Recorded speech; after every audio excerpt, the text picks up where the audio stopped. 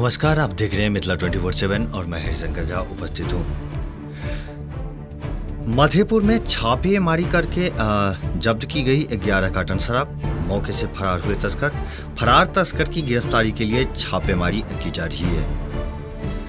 पंचायत चुनाव में प्रत्याशियों को प्रतीक चिन्ह मिलने के साथ ही एक ओर जहां चुनाव प्रचार प्रसार तेज हो गया है, तो वहीं दूसरी ओर वोटरों को लुभाने के लिए प्रत्याशियों द्वारा शराब का भंडारण करना भी शुरू कर दिया गया है।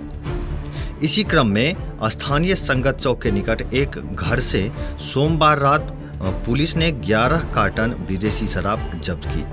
यह कार्रवाई मधेपुर थाना अध्यक्ष अशोक कुमार ने एएसआई फहीम खान, एएसआई शंभू कुमार सहित अन्य पुलिस बलों के सहयोग से रात लगभग 11 बजे की।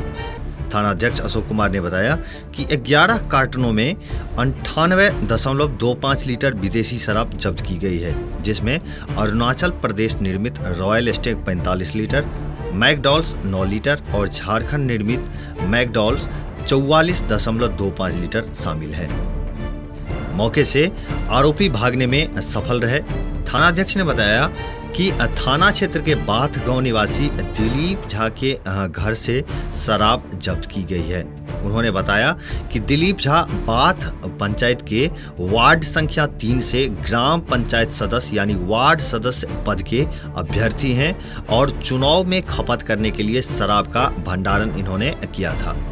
इस मामले में स्थानीय निवासी दीपक साहू को भी नामजद आरोपी बनाया गया है। शराब की डिलीवरी दीपक साहू द्वारा की जाने की जानकारी उन्होंने दी।